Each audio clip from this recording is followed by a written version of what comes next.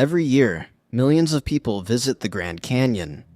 They take their pictures, they stand at the edge, they feel that rush, and then they go home. But not everyone goes home. Today I want to tell you about two men who drove to the Grand Canyon alone. Different years, never knew each other, had absolutely nothing in common. But both of them left their cars behind in that parking lot. And both of them were never seen or heard from again. No bodies were ever recovered, no witnesses ever came forward.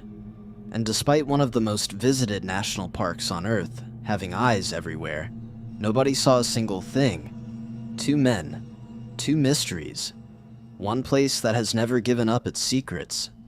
And by the end of this video, I don't think you're going to be able to stop thinking about it. Let's get into it. Adam Clayton Lyle Jones grew up in Gulf Breeze, Florida, a small, peaceful coastal town just across the bay from Pensacola. The kind of town where everybody knows everybody, where life moves a little slower. By 2011, Adam was 23. He was a quiet guy. Brown hair, blue eyes, slim build. Not the type who drew a lot of attention to himself. Now here's something that stood out to me when I first read about this case. Adam did not own a cell phone in 2011, when almost everyone already had one. No texts, no calls, no way for anyone to reach him if something went wrong. And on March 31st, 2011, around noon, Adam walked out of his family home. The only things he took with him were his laptop and his car. A light blue Oldsmobile Delta 88, Florida plates, dark blue vinyl top, with no hubcaps, no change of clothes, no bag, no supplies, just his laptop and his keys. His family watched him go, and that was the last time any of them saw him. What's strange is that nobody reported Adam missing right away. For 5 full weeks after he walked out that door, there was no missing person report, no search, no alarm. And during those 5 weeks, Adam was out there somewhere, completely off the grid. No phone to track, no one to call, just a young man in his car, driving west across the country. At some point, he passed through state after state, heading toward the southwest. He had a plan, or at least the outline of one. Because when investigators later searched his car, they found an itinerary inside, a route mapped out through various cities in California, and then up to Denver, Colorado.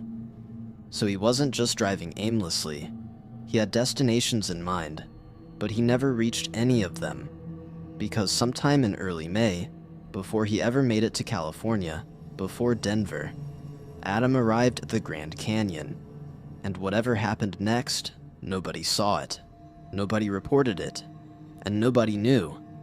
The canyon just took him. May 5th, 2011, 5 weeks after Adam left home. A park ranger at the Grand Canyon's South Rim Visitor Center notices a car that's been sitting in the lot a little too long. A light blue Oldsmobile with a Florida plates. He runs them, and the car comes back clean. No reports, nobody looking for it. So the ranger does the next logical thing. He contacts the family, and that's when Adam's father, Clayton Stewart Jones, files the missing person report. Not before the ranger called, after. Search teams were deployed across the South Rim immediately. Rangers went out, covering the trails and the surrounding area looking for any sign of Adam. A footprint, a campsite, a piece of clothing, anything. But unfortunately, they found nothing. Not a single trace of where he went after parking that car. And here's the detail that really gets me. His laptop wasn't in the vehicle. The one thing he took from home wasn't there. So either someone broke into the car and stole it at some point in those 5 weeks, or Adam took it with him, into the canyon, on foot, with no gear, no water, no supplies, just a young man and a laptop, walking into one of the most unforgiving places on Earth. The more you look at this case, the more it gets under your skin, because nothing about it fits together cleanly. If Adam planned to hike into the Grand Canyon, why didn't he bring anything? No food, no water, no camping equipment. The Grand Canyon is not a place you walk into unprepared. It kills experienced hikers every single year. People with gear, people who know what they're doing, an unprepared person going in alone, with nothing, in the heat of early May. The odds of surviving that are almost zero. But then, why was no body ever found? The South Rim is one of the busiest tourist destinations in America. Millions of people walk through there every year. Rangers patrol constantly, and yet not one witness came forward to say they saw Adam. Not one person remembered a young man with a laptop wandering around near the rim. He arrived at that parking lot, his car the only proof he was ever there, and then disappeared without a single person noticing. No phone meant no location data, no texts, no digital trail of any kind. Adam was already a ghost before anyone even knew he was gone. Officially, Adam's case is classified as lost or injured. The most straightforward explanation is that he went into the canyon or the surrounding wilderness, ran into trouble, and didn't make it out. The Grand Canyon is enormous, over 1 million acres of brutal terrain. People disappear in there and are simply never recovered. And that might be exactly what happened. But there are things that still bother me about this case. The itinerary in the car, California cities, Denver, suggests someone with a plan. Someone thinking about the future, not someone in the depths of a crisis. And yet he brought nothing with him. No supplies, no survival gear. Those two things don't fit together. Then there's the missing laptop. Why bring it at all if you're going hiking? And if it was stolen from the car, why did no one report a break-in? Why did the car sit unnoticed for 5 weeks in one of the busiest parking lots in the country? Some people who followed this case believe Adam was running away from something, that the road trip, unannounced, alone, no phone, no belongings, was the act of someone trying to disappear. Not necessarily in a tragic sense, but someone who wanted to vanish from their old life and start over somewhere new. Maybe he's out there still, living under a different name in a city no one would think to look. Or maybe the canyon took him on his very first day there, and the wilderness has kept it secret ever since. We just don't know. And that's what makes this case so hard to shake. Drake Lyons Kramer was born and raised in San Antonio, Texas. By the time he was 21, he was enrolled at the University of Texas studying geology. Because Drake didn't just love nature, he wanted to dedicate his life to it. His father, Robin Kramer, described him as someone who was passionate about the outdoors. He loved camping, hiking, being outside. That was Drake's world. He had visited the Grand Canyon 2 or 3 times before. He'd even posted on Facebook during one of those trips with the caption, "Wish I could stay." It was his happy place, the place where he felt most at peace.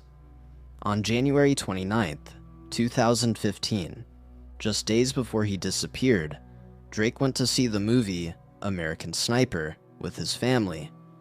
His father later said he seemed to be in good spirits. Nothing seemed off.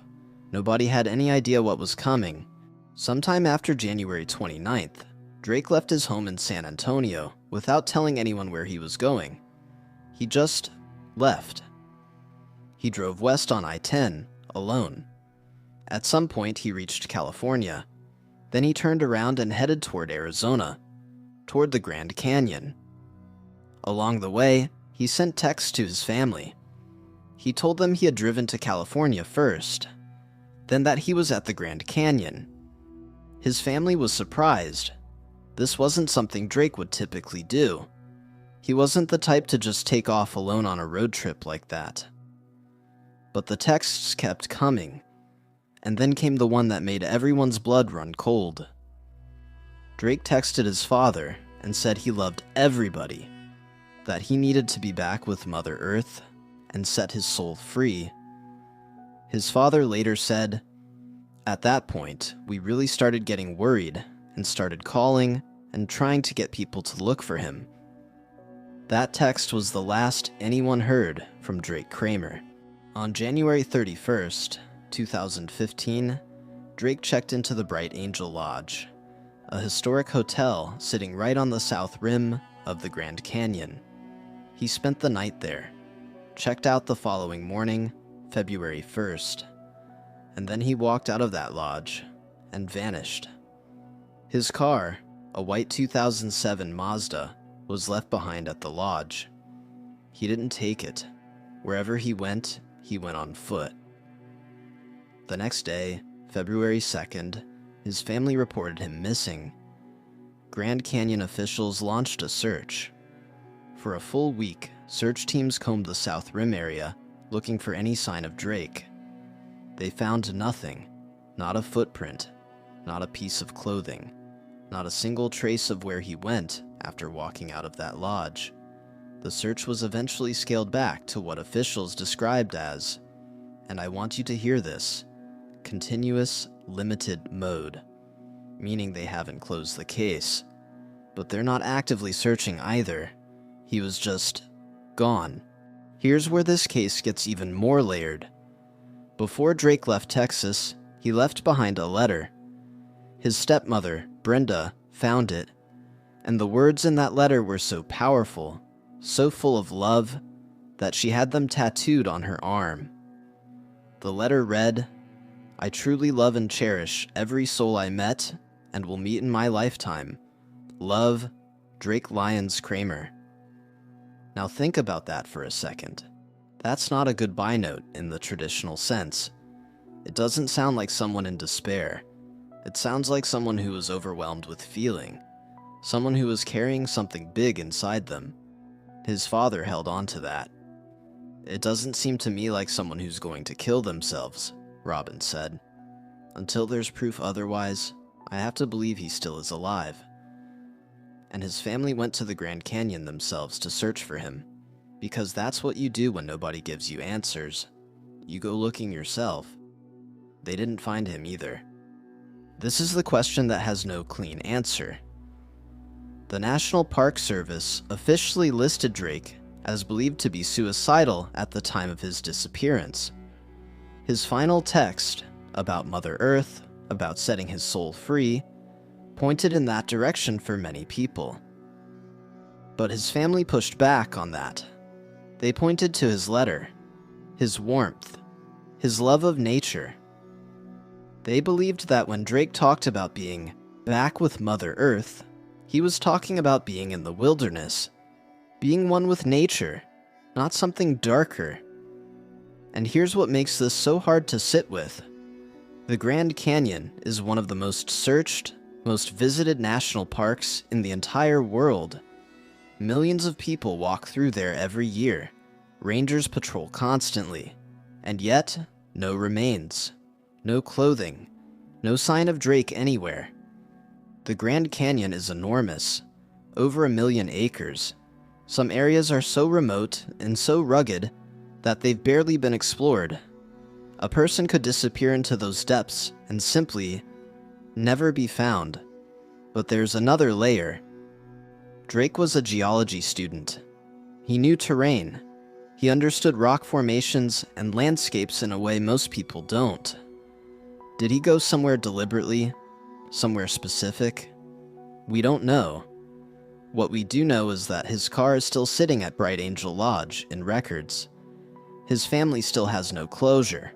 And the Grand Canyon, that vast, ancient, beautiful place he loved so much, has given nothing back.